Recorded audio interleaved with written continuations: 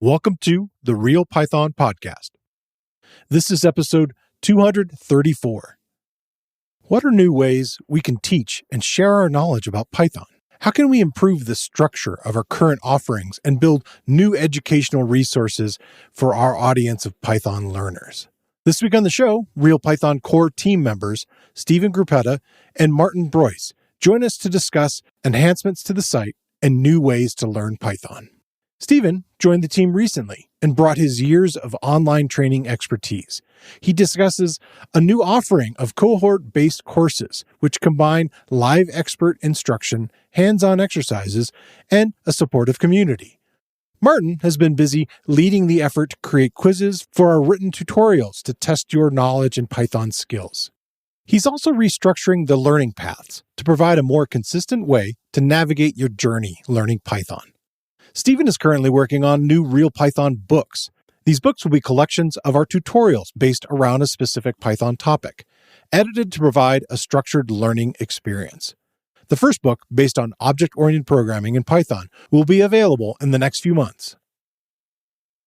This episode is sponsored by Sentry. At Sentry, we don't just build tools, we use them to debug our trickiest slowdowns. Hear the whole story later in the episode, and find others like it at blog.sentry.io. All right, let's get started.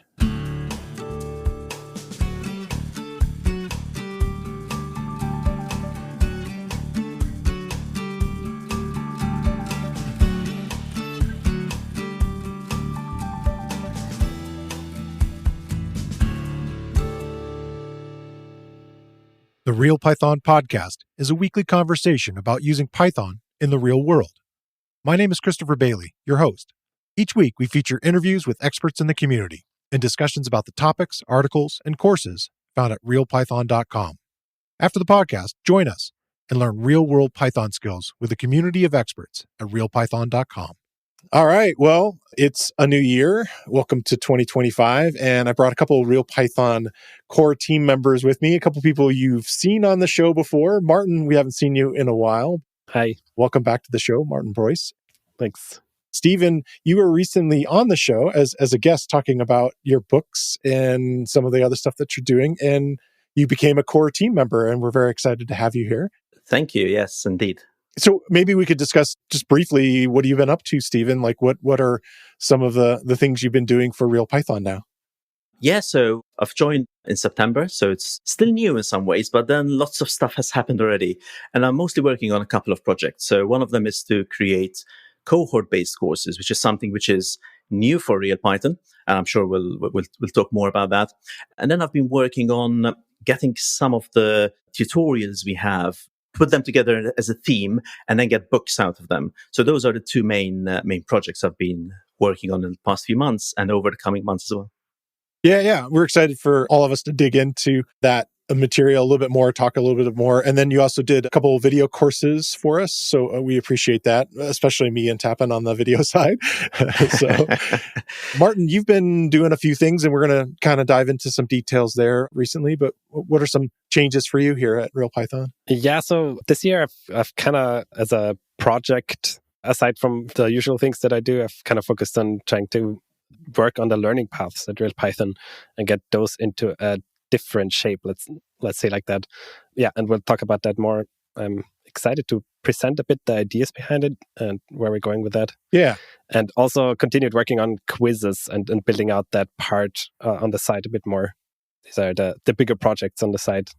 Yeah. And meanwhile, you both have been doing some writing, I think, too. And so that's exciting to see. And the whole process that we talk about a lot, about the whole editorial process of like reviewing each other's work and going through all the different passes. And I've talked to this at length with Arna and almost every year-end wrap-up kind of thing. But this is a little different. We're talking kind of going into the future, like what 2025 is going to hold. There's going to be a lot of new stuff you're going to see on the site. You might have seen some of that work already.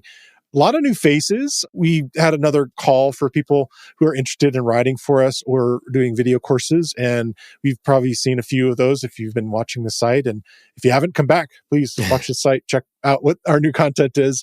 Joseph is a new person that we have, and Emmanuel is another video course creator, and Nagar, a bunch of new people there. So I'm excited to see them. Sorry if I haven't gotten everybody's name there, and some new authors. I don't know if you guys have some names that people can shout out there. Well, Philip's been doing a great job at working with onboarding a lot of these people, and giving them their first touch with real Python, and then so that's another thing we've been working on, working with people that we call pilots that just get started and do their first content piece with real Python, which is quite a process because we have a lot of feedback always for everyone and a lot of rounds of feedback often, especially if you're doing your first one. But that's another big thing we've been working on that takes up time and hopefully broadens the spectrum of content and voices that we can actually show on the site. Yeah. And somebody kind of behind the scenes of all of that, we have a new, I want to call her the editor-in-chief. She's been doing a lot of our editing and helping with transcripts and doing all that sort of stuff. So shout out to Brenda, who came on this year and has been doing an amazing job. So thanks for that. And so a lot of stuff kind of behind the scenes has been really fun to watch. And stay tuned. A lot of great content coming, especially there. And so let's dive into some of these new ideas, if you will, for real Python. And I think the one that intrigues me the most is something that we haven't done at all in this vein.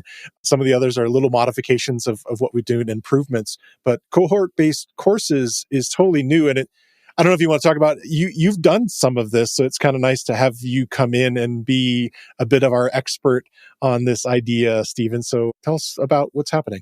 Yeah, so I think people who know real Python know mostly the written tutorials, the video courses, and up until now, it's always been self-led. And that's a great way to learn. Many people love self-learning. But sometimes you want a bit more structure, and that's where an instructor-led course can come useful, either for those who prefer to be guided and led, or sometimes you reach a point in your learning where self-learning has worked well until a certain point, but then you sort of hit a roadblock, and that's where you need some guidance. So this is exciting because it's brand new for real Python. It's a structured course led by an instructor. I'll be running the first courses, but just like everything else we do, other people will get involved. There isn't one person writing articles and one person doing video courses. There won't be one person doing these cohort courses either.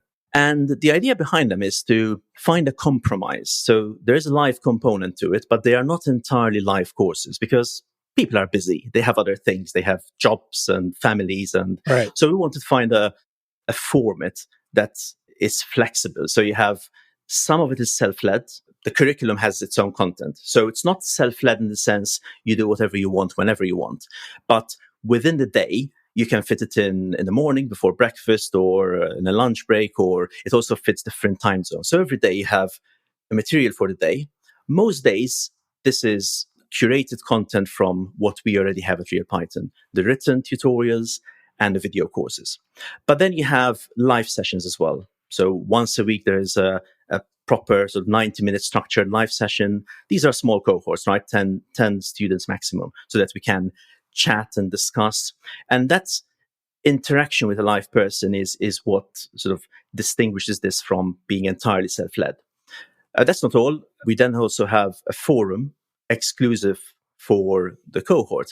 And that's where every day the discussion will carry on. So students would be learning the day's material in their own time, but then coming on the forum, discussing with me or the instructors, other students. And that's such an important part because you're never alone. You always have someone to ask questions to. And then we have also sort of drop-in Q&A. So there are live components throughout the week, as well as material that students can do in their own time. And then the forum glues everything together. And I think it's a format that gets the best of both worlds. People are not stuck having to do live sessions every day at a certain time, but then you have the live component. You have that guidance that you get from an instructor to guide you through the course. So when it's live, there's a lot more interaction. People can ask questions and get involved. We've had office hours for a long time as a feature, something that we don't really discuss much, but David Amos started that a long time ago for us. Are there differences in there of how you're approaching that component? So yes and no. So the idea is that every week of the course, there will be 3 live sessions. One of them is a key part of the course. So on a Thursday, instead of going through material in your own time, there's going to be a live 90-minute session. And this is where we dive deeper into the week's materials, explore sort of the behind the scenes. This first course we're running, I'll say more about it in a bit, is very much a behind the scenes of Python, sort of digging underneath the surface. Okay. So the live session will help us do that, work on exercises together as a group in a live session. And of course, students can ask questions. But then there are, in addition to this one session a week, there are 2 drop-in Q&A sessions where students can drop in, ask questions, and those are less structured. So there's no structure pre-planned. Students come in, ask whatever questions they want on the week's topic, of course, not on the weather. We may be able to help with that, and then the discussion will take its own path depending on what students ask and the conversation. So one session a week is very structured, but then the other 2 are very much an open forum, similar to the office hours, but exclusive for the cohort that we have. I think for some people that are learning, it helps to have, it's almost like exercise in a way, accountability to keep going, to have a schedule. Is that something you found in doing courses yourself? That's an important part of it, yes. So as you mentioned, I've done similar courses in the past. And yes, some people can learn by themselves, but they know that after a day or 2, life gets in the way. Whereas if you have a cohort, you have 2 things. You have an instructor who's keeping you on your toes, because I'll be every day logging onto the forum. Even when we have no live sessions, I'll be on the forum checking on everyone. And that puts a bit of, well, I'm going to say pressure, accountability, positive pressure for people to think, oh, actually, social pressure. let me get my work done. We're asking people sort of for a 60 to 90-minute commitment every day. So it's not several hours a day, but on the other hand, you need to fit in those 60 to 90 minutes, otherwise you won't progress. But also, and we heard this from, as we chatted to people, some of the Real Python members, as we sort of were setting this up, some people mentioned that having other students also puts a bit of accountability there, because you know that you don't want to let the rest of the group down. You want to keep up and join into the conversations. So I think having an instructor guiding you and prodding you along, but also having other students who are starting on the same day as you and progressing at the same pace as you helps a lot as well. So I guess maybe we could dive into some details about it. Not all of it worked out, and that's partly why you've talked into our own community and having these sort of sessions to learn what people are looking for and what's going to work for them and so forth. What are some of the details, like length and stuff like that? It is all worked out now. So okay, yes, we've been working. So it's all worked out. In fact, we'll put the link in the show notes so that people can click on the link and read more and find out more if they're interested. But yes, you're right. Over the last few months, I brought in some of my experience from what I've done previously. We've discussed it a lot internally, but we've also had chats with sort of a sample of people within the Real Python community to find out what they want. And this is not just a single course. So moving on this year, we plan to run not just this course several times, but also other courses covering different parts of Python. So I'll talk about this first course that's going to start in a few weeks' time, but there will be others covering different topics. This one in particular, so it's an 8-week course. Every weekday, there's something happening. So it's a full-on course, but people can fit it in, as we said, along with other things that they're doing. And this particular course is focusing on the intermediate level Python. Now, these terms don't mean anything, right? What's intermediate for you or for me? So I'll add a bit more on what I mean by intermediate. So this is not a beginner's course. We'll assume that people are comfortable with their loops and their if statements and defining functions and sort of, they know how to get around the fundamentals of Python. But often when you get to what comes next, that's where I've found in the past, and I know others who teach have found the same thing. People, hit a barrier when they want to go a bit deeper. And this course is starting to look at digging underneath the surface of Python. We'll start with a review of object-oriented programming. We'll assume some people will know that already, but we'll review it anyway. But we're then going to use OOP as a way of diving into other parts of Python. So we're going to look at the special methods, these dunder methods that are so key to Python. And we're going to use them to, for example, we'll look at the dunder methods that are linked to iteration and how to create iterables and iterators. And then that leads us into the iterator protocol and how to do what we call Pythonic looping. And then we might look at the special methods that help you create certain types of data types, sequences or mappings. And therefore, we can then go down the data type routes and discuss a bit more intermediate level data types. So it starts with OOP, but then it sort of branches out into Pythonic iteration, intermediate data types. We'll dive into functions as well. So these are the core topics, but well beyond the basics. So it's not a Python 101 course.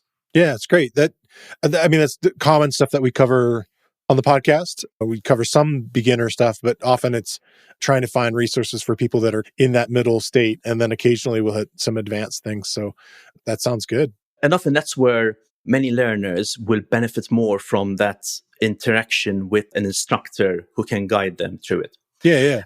Throughout the 8 weeks, I'll also mention this before I forget, there are lots of exercises throughout. So this is not just passive learning. There's going to be lots of exercises, and that's where the forum comes in, because then the students on the course can jump on the forum and we can work together as a group on the exercises. But the final 2 weeks of the course, so it's an 8-week course. The first 6 weeks are covering these core topics. The final 2 weeks is a project. So we're going to have a project that we work together as a group.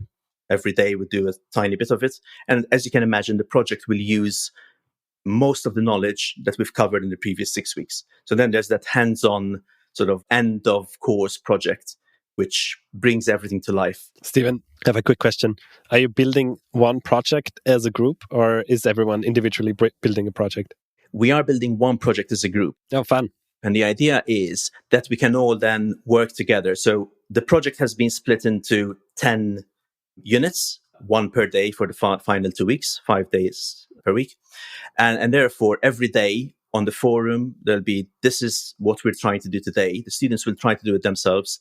We'll have discussions on the forum. So then collaboratively, people can share their solutions, share their problems. And by the end of the day, we will have a solution for that unit. And then we'll carry on adding to the project the following day, et cetera, et cetera. So everyone will work on the same project. Of course, some students will want to customize their project and take it in different directions. And that's great. We'll encourage that. But as a group, we'll all be working on one project so that we can actually learn from each other as a group. So what is the plans for the first? So starting in February, so only a few weeks away, the cohort only has 10 students. So we want to keep it small because the interaction between instructor and students and the students themselves is a really important part of this type of learning. And that's going to be an 8-week course. So that's the first one that's already out there, and we'll share the link. But as I've mentioned, throughout this year, we're going to have different topics. So there will be courses similar in form to this one, but covering different aspects of Python. Some may be more geared for beginners. Some may be more geared for certain specific areas. And in fact, we welcome people telling us what they would like to see, what topics they'd like to see. And then we'll use the expertise we have in the core team in Real Python to create different curriculum for different areas of Python. Yeah.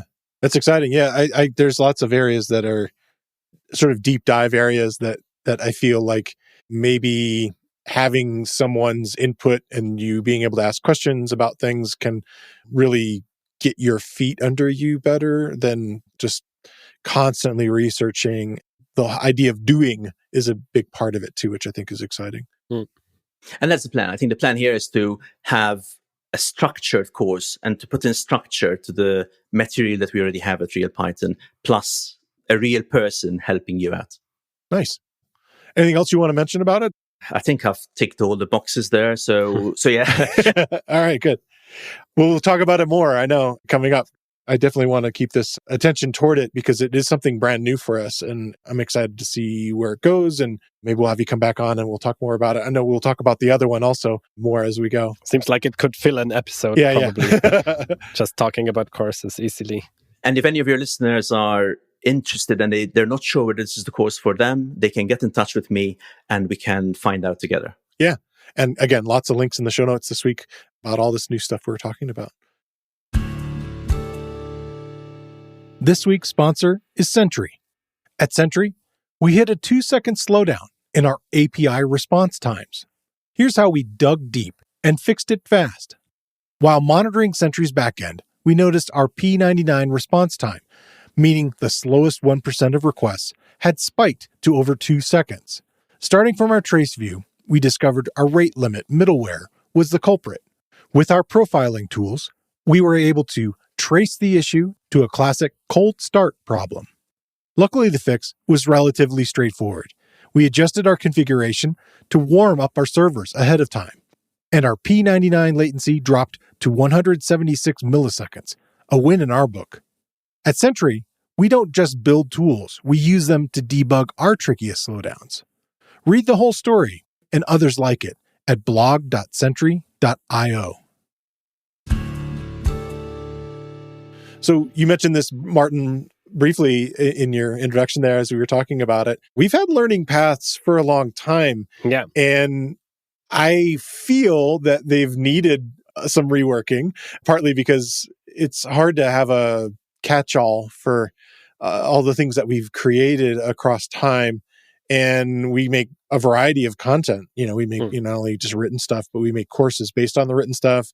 And then we created books and things like that. So let's talk about it. Like, what is the idea behind, maybe the original idea behind a learning path? And then how did you look at how to restructure it? Yeah, so Stephen was just mentioning this idea of structured learning. And I think this is somewhat also was at the core of what I was thinking about with this learning path, because we do have all these great resources at Real Python, but they all kind of live, like you said, we did have learning paths already in the past, but in the end, we publish something and it's out there and it joins this big pool of great resources that we have, but they're all equal to each other, more or less. Yeah. So we have this search that works pretty well to find what you're looking for, if you know what you're looking for. But if you don't know what you're looking for, then you're presented with a sea of Python educational content that you can swim in, and you don't necessarily know where to go. The idea with learning paths, I think, is to do something similar that the cohort-based courses do, which is giving you a direction to move through all of that content in a way that is beneficial for yourself, so that you get to whatever point it is that you're trying to get to. And those are going to be different points for different people, right? Of course, this one doesn't have a live component. This is kind of how can we bake this into the site itself? Yeah. So that the people that are doing this on an entirely self-paced way, can find their way around as well and can find a direction. I've always found it interesting how Real Python, from my perspective, I've seen and worked with a couple of online educational companies, and I always had the feeling that Real Python has this somewhat unique aspect that we do have self-standing learning units. Yeah. A lot of them that we publish on a weekly basis, right? And you can't just consume them by themselves. You can take this bite-sized piece of information, learn it, and you're done. And then you can take a different one. And they're not necessarily connected. And that is, in a way, this is a strength. It allows you to just pick something that you're interested in and learn from that. Right. And gives us a chance to cover a lot of topics. And then it also has the drawback that, like I mentioned, you may get lost or you don't know where to go if you're looking for this structure.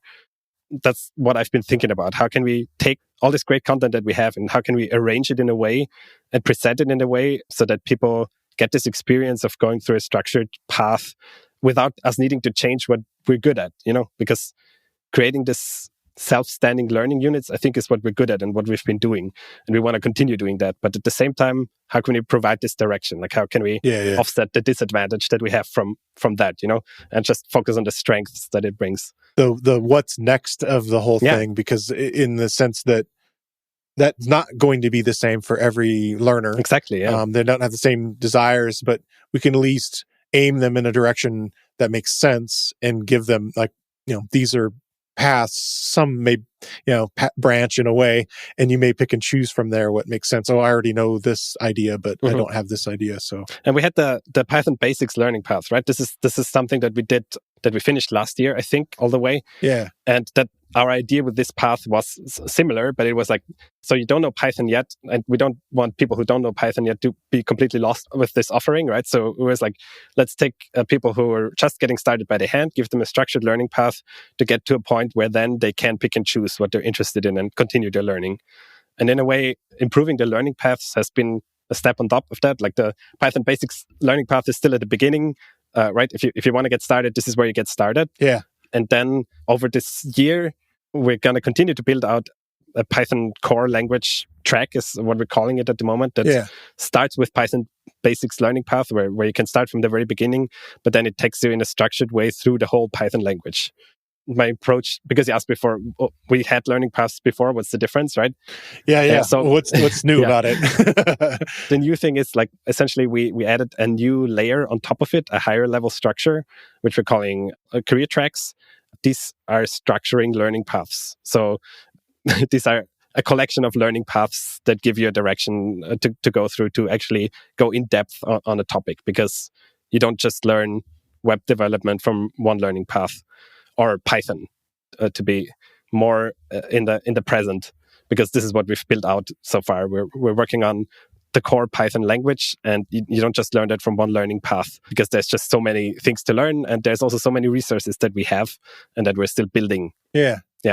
As I talk about it often on the show, like there's so many different things you can do with Python and different areas you can kind of dig into. So it makes sense that potentially with the term career in there, it's giving kind of a unique directionality to say like, okay, is this what you're doing with Python? The sort of doing career kind of idea, or want to do, and then we're going to lead you in that direction, as opposed to basic, intermediate, or advanced, which I think is good. Yeah, I guess I stepped a little bit ahead of myself, because we don't have a career track that focuses on a job position yet, even though that's the idea of that we want to move towards. Yeah, but I mean generality, like, data science versus potentially other types of web design or something like that. That's what we're trying to move into. But at this point, like what we have is like a really in-depth curriculum for learning the Python language. Okay. And this is kind of still goes the path from like, this is where you start. This is the foundational concepts, and then you move towards more expert ones. But the format that I was using for this is something that we want to expand also then towards where at the end is this is a job position, and this is all the things that you need in order to be able to confidently apply for a position, that I've actually covered what I need to be a beginner data scientist, let's say. So that's the direction I want to move it into. Okay. How's that going so far? Well, so far, like I mentioned, we have this Python career track. That's the core language that we have live on the site now. Like if you go to the learning paths site, where we used to have this collection of different learning paths that take you a couple steps of the way, you now have a structure that starts with Python basics and goes all the way to advanced Python with a lot. I think we have got twice as many learning paths than we had last year. And a lot of resources are revamped in there and are swapped out or like replaced with new ones. And now we're actively working on filling the gaps of like content that I want to be in there for this learning path to be actually comprehensive. Okay. That we currently maybe don't have yet, because there was a gap and no one has written about it yet here. So I have a big plan for this career track, basically, everything that should be in there. And a lot of it is there. And the rest we're working on creating, basically. So what are the types of things that people see, the real Python actual content that they would see as steps along the path? What types of material? Okay, so if you go to the learning paths page, what you're going to see is a collection of learning paths, right? Sure. That are structured in a beginner, intermediate, and advanced sections. And within those sections, they're structured according to, you just start with the first one, you go to the next one, you go to the next one, etc. And then within each learning path, a learning path contains a collection of resources, which are courses or tutorials or quizzes. Okay. Or learning units that we have on there. Also podcast episodes sometimes. So this is just a way for you to work through. Am I answering your question, or did I misunderstand? Yeah, that's the part I was wondering about. Like, because that was something new. We're going to talk about quizzes more here in a minute, but that's something you've been working pretty passionately on for the last year and a half or 2 years. Yeah. And adding those, we added, like for the Real Python Basics one, we did a whole set of like exercise courses that kind of went with stuff, which we're still figuring out and experimenting with, and how to do even more of that. The quizzes are kind of attached to that. The backcast thing was brand new. I had just realized that we had done that. This is the idea that it's a menu, if you will, with several different courses on it that you can kind of take from it. Be it, okay, I'm more interested in written stuff, or I want a video course. Oh, here's the associated quiz with that. And then I can kind of move down along with that. So depending on how much you want to invest your time into on, particular things. That's what's been fun about video courses, is generally that they're very focused. Sometimes they're almost distilled in a way. And then the written thing maybe has even more additional resources. Yeah. And we always try to include links out to learn more, be it the Python docs or be it our own materials, sort of next steps and so forth. Am I hitting the types of things? And the video courses always have an attached, or nearly always have an attached tutorial to them. Yeah. So where, like Chris said, where you can then go and dive deeper if you want to. Yeah. So I'm excited to see all the different things we kind of create there. How much is live right now? I mean, I'm recording this early, but this is coming out at the beginning of January here. The Python core language learning path is live. We're going to continue adding resources there, but the state that it's currently in, you can start from not knowing Python and you can go very deep up to C Python extensions, etc. So we have a lot of content and we've already created some missing pieces. And we're just going to continue doing that. But the way it stands now, I think you can learn Python to a very, deep degree. Yeah. In depth. You can learn Python very in depth, which is the point. Yeah. This week, I want to shine a spotlight on another Real Python video course. Dealing with errors and exceptional situations is a common requirement in programming, and you can either prevent errors before they happen or handle errors after they've happened. In general, you got two coding styles matching these strategies. Look before you leap, which is abbreviated LBYL, and easier to ask forgiveness than permission, or EAFP. This course dives into these two techniques, and it's titled Handling or Preventing Errors in Python, LBYL versus EAFP. And the course is based on a tutorial by Leodanis Pozo Ramos, and your instructor, Joseph Piert, takes you through how to use both the LBYL and EAFP styles in your Python code, understanding the pros and cons of both LBYL and EAFP, how to decide when to use either one, and how to avoid the pitfalls of each style. Like all the video courses on Real Python, this course is broken into easily consumable sections. Plus, you'll get additional resources and, where needed, code examples for the techniques shown. All of our course lessons have a transcript, including closed captions. Check out the video course. You can find a link in the show notes, or you can find it using the enhanced search tool on realpython.com.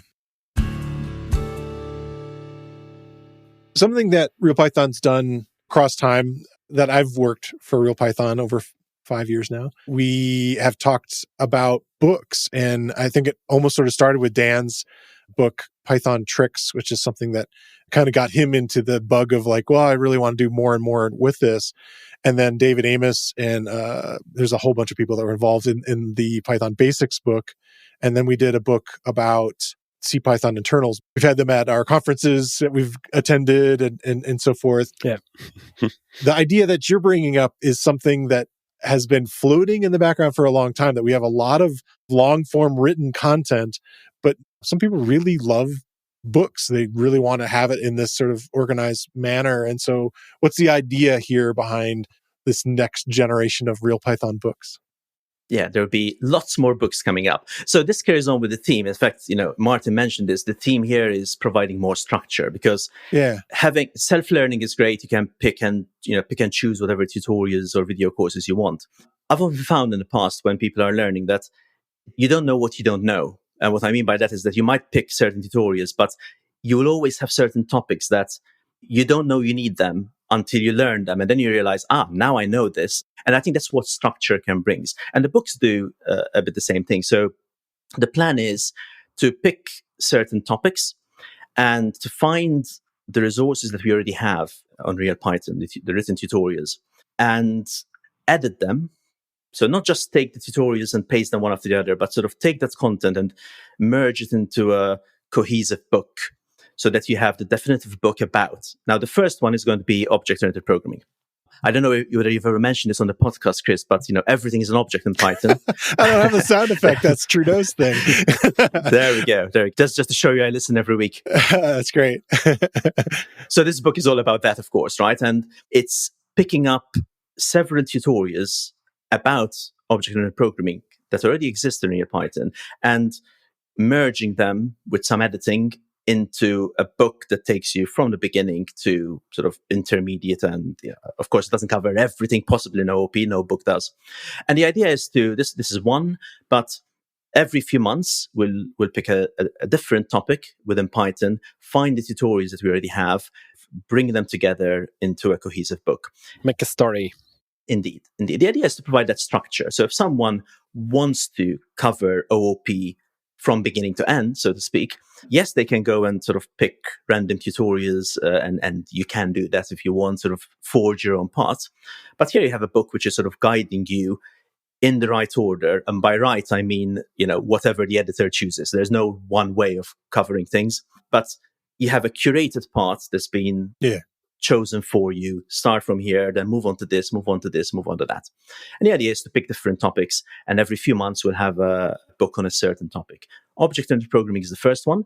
We don't quite have a date yet, but it's imminent. So anytime now, the pre-release will definitely be out, and then the final version should be out within a few weeks. Yeah, we're mentioning a lot of things that are kind of new. The two things that you're mentioning, Stephen, would be outside of our normal sort of free or our subscription sort of offerings. And so we're not digging into pricing today, but we'll definitely check the site. We'll have that sort of information as we go. Availability, again, that's something I'll definitely mention as these things come along, just to make sure that people know that, hey, the stuff that we talked about earlier is available. So you definitely can watch the website. We'll definitely mention it. Sign up for our newsletters and things like that. That's another way to get this information, or listen to the show. I'll try to make sure that we continue on there. Are there other things you want to mention about the books or how it's going? It's been fun. So again, I've been sort of leading on this project up until now, but as everything we do in Real Python, different people will sort of come in. It's been fun editing the book on OOP. It gave me an opportunity to sort of dive into lots of tutorials, and I quite enjoy sort of doing that editing stuff, sort of taking a bit from this tutorial and merging it with a bit from another tutorial. So it's been a fun process. I've also learned one or two things along the way, certain bits of OOP that interesting for me to read as well. So as always, we're always learning as well as we do all of this. It's currently in my court, actually. I'm doing a review for Stephen, as like with everything that we make at Real Python, there's always a bunch of people looking at it. So Stephen's finished the first version and handed it over to me, and I'm currently, I guess when this episode comes out, I'm already going to be done, but I'm reading over it to provide my first review for it. And it's fun. I've also already learned things. That's just how it goes. You can't know everything, and then so it's nice to get a book that has a certain shape and has a start and has an end, and is gonna tell me things that I partly know and partly don't. There's a couple of things that are really cool that you're mentioning there. One being just something that has always been unique about Real Python, that it is an entire team. We call ourselves the core team or whatever, and that we kind of have interesting overlapping, but it's not a single person looking at something. And so there's a lot of input, a lot of thought goes into every step along the path to create stuff. And that's true of these things that we're talking about too.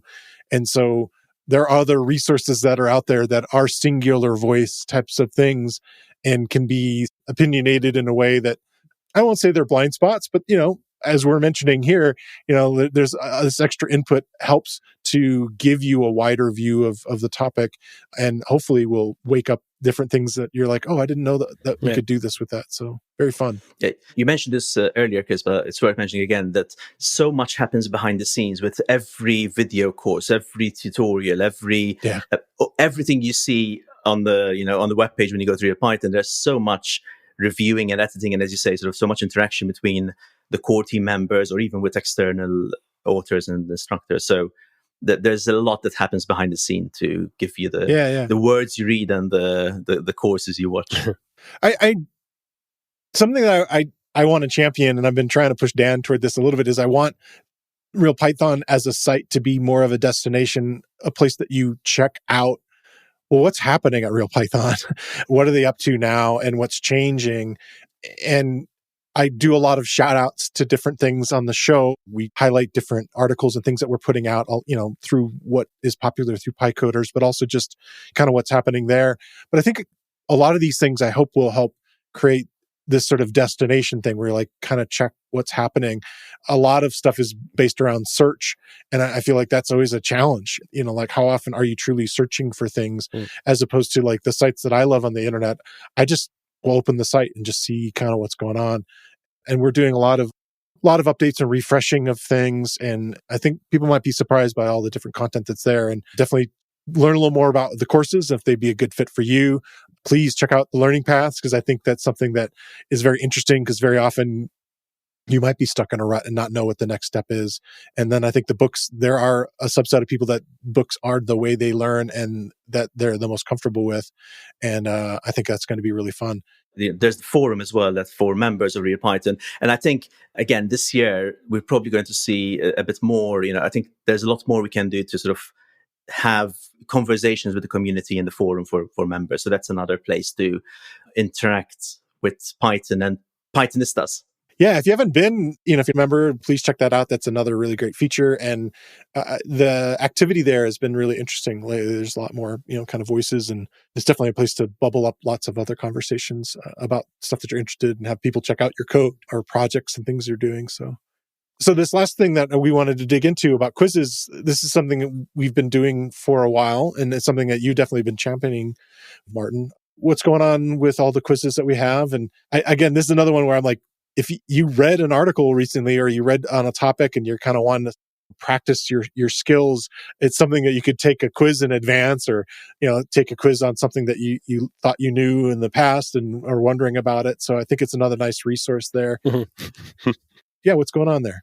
So I guess, like you said, quizzes are just another learning tool. Just another learning tool. TM. I just trademarked it for me. Nice. But we do want to provide, a breadth of different ways to approach a topic. That's why we have video courses and tutorials and a podcast and also quizzes, right? So, and I like the idea of having quizzes. With quizzes, you kind of get the chance to check your knowledge. Is that whether you take it before you read through a tutorial or whether you do it after, you kind of get an idea of like what stayed behind, and you switch perspective from being someone who maybe just passively consumes it by reading it to you kind of like prompted to actually do something. Maybe it's just a small interaction of selecting one of the answer choices, right? Or maybe it is actually a code question where you need to type a little bit of code and then run it to see whether the tests pass on it. But it kind of like shifts you from, it gets you off the seat, like you have to do something, Yeah. So I like that aspect of quizzes. It moves you a bit towards activity in your learning. And I'm sure like a lot of people who go through a tutorial actually code along on the side, which is definitely what I suggest you to do. And if you do a course, right, this is how you're going to learn it. It's always through the doing that you learn it. Yeah. But sometimes maybe you're not on your computer. Maybe you're, I don't know, commuting to work or something, and you're reading a Real Python tutorial, and then you get a chance to still be a little bit active by going through a quiz. It's just another learning tool. Like I said, I like having them on there, and we've definitely committed to producing more quizzes over the past year. And so at this point, we're more or less publishing a quiz for every new article that comes out. And we're also working through the backlog of old tutorials that we have before we started focusing more on quizzes and try to provide a quiz with every tutorial that we have. Yeah, maybe that's interesting to mention. Like I say tutorial, and that's what we're basing the quizzes on. Yeah. We're also including them in the video courses, though. So we do have this as a lesson on the video course. We're also providing those quizzes. The video courses don't always entirely cover the content of the tutorials. So that's something to be aware of. Maybe that's worth a shout out here. I think like you might bump into a question that you haven't covered in the course, right? Yeah. But for me, at least, the idea of a quiz is really, it's not like you can check up on your knowledge, but the main idea is to get you active and to give you another way of learning something. So if there's right. a question that you don't... The score is not going to stay with you and be part of your permanent record. Yeah. So you're welcome to experiment with it. It's not like something where you need to really gamify it. The idea is that you can use it as a tool to bounce things off of and there's no benefit of passing aside from it's just for your own thing, the interaction that you got with the quiz. Yeah, that's cool. And there's always a hint or an explanation in there in the quiz too. And the explanation, so if you get a question wrong, or maybe it wasn't covered in the course, but you want to know more about it, in the explanation there's always a link that links you back to the specific section in the tutorial where the topic is covered, so you can do that. Martin, you mentioned that people can do the quiz either before or after the tutorial, but they can actually do it both. And that's usually a good way to see how much you've learned by sort of comparing your performance in the quiz before you've read the tutorial or watched the video course, and then the quiz afterwards. And that's gives you a sort of a rough metric of how much you've absorbed the information in the tutorial or course. Right, that's a good way of using it, yeah. So it's exciting to see them appear alongside. Again, you mentioned the video courses. That's one of my main focuses is for the site, along with doing the podcast, is making sure the video courses are up to our quality standards and so forth. But also, I encourage our instructors to explain things in different ways if it helps. And so very often there'll be different tangents or potentially examples that person will use, either live coding or whatever, in front of someone to show, what's happening. Video is a different format, and you teach it slightly different than you teach in a written way. So it can be very useful to go back and look at the written tutorial to see what's different or what additional materials there. Sometimes, we have some really long articles, and that's definitely my experience. Like the decorator video course that I did early on, I called it the 101 because I just couldn't fit it all in there without it being like a 3-hour course, and it already was pretty long. Or the type checking. We're always trying to update things as we go, and that's something that is a focus that I'm going to try over the next year. I didn't talk about that yet, but everything's moving very, very fast with the Python versions changing every single year. It's making that even more of a challenge for us, and your libraries change and so forth. So we understand the need to keep things up to date and the demand for that. We're trying to answer as we can. You can definitely give us the pressure, hopefully friendly pressure, to say, hey, could you update this? This looks like, something I'm interested in. One thing we're doing in the video courses pretty often is trying to mention the versions of the different tools and stuff that are used on it, which may, in the case of when you create a mountain of stuff that we have, some of it's going to be a little bit older. So please be understanding that, and we're really trying to do that as we move along. And also try to hit the new stuff that's coming along. And we're also, for these updates, we're also working on ways that we can keep better track of which things may require updates, that it's not just dependent on getting feedback or reading in a title that it's Python 3.8 or something, but instead like more proactively figuring out ways that we can keep track of the large amount of content that we have by recording requirements that we use for a tutorial, for example. Something we started doing, assigning responsibilities for certain tutorials, and then just getting it a habit to checking up on what needs updates, and also like running some tools that figure out whether something is outdated and might need a touch up. So we're actively working on getting better at updates, I guess, or like getting a better handle of all the content that we have. Systematically approaching it.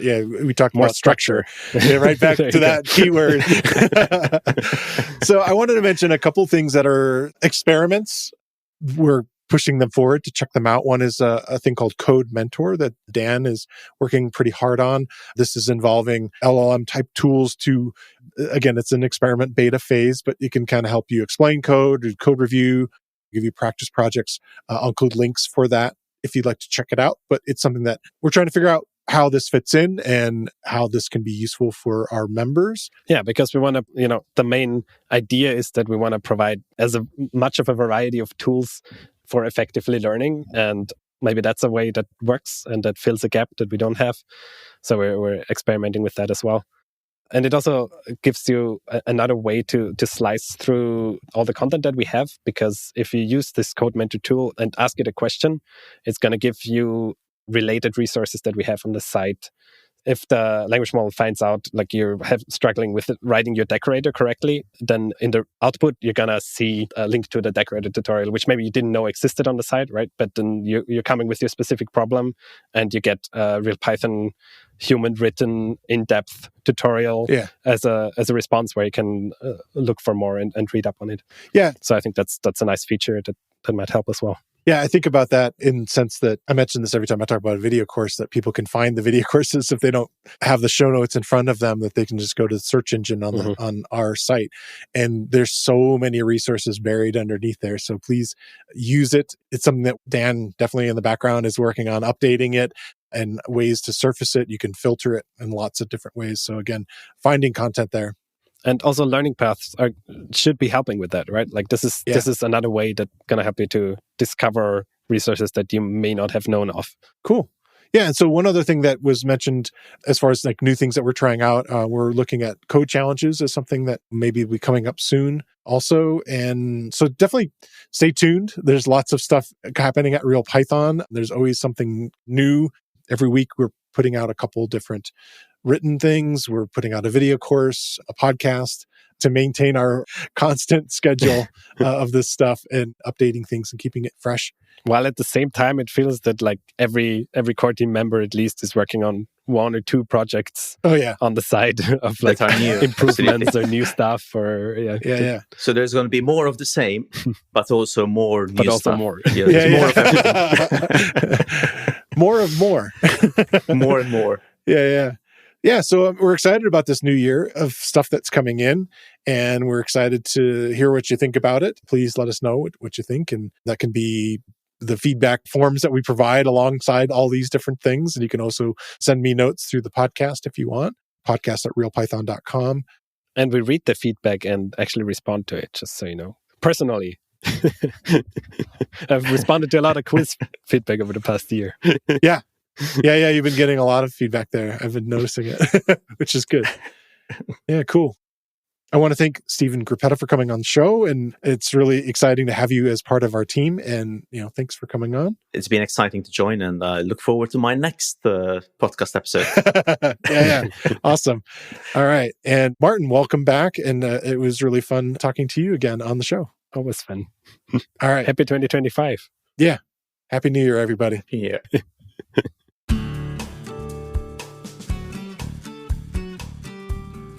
And don't forget, our sponsor, Sentry. At Sentry, we don't just build tools. We use them to debug our trickiest slowdowns. Read more challenging debugging stories at blog.sentry.io. I want to thank Stephen and Martin for coming on the show this week. And I want to thank you for listening to the Real Python podcast. Make sure that you click that follow button in your podcast player. And if you see a subscribe button somewhere, remember that the Real Python podcast is free. If you like the show, please leave us a review. You can find show notes with links to all the topics we spoke about inside your podcast player or at realpython.com/podcast. And while you're there, you can leave us a question or a topic idea. I've been your host, Christopher Bailey, and look forward to talking to you soon.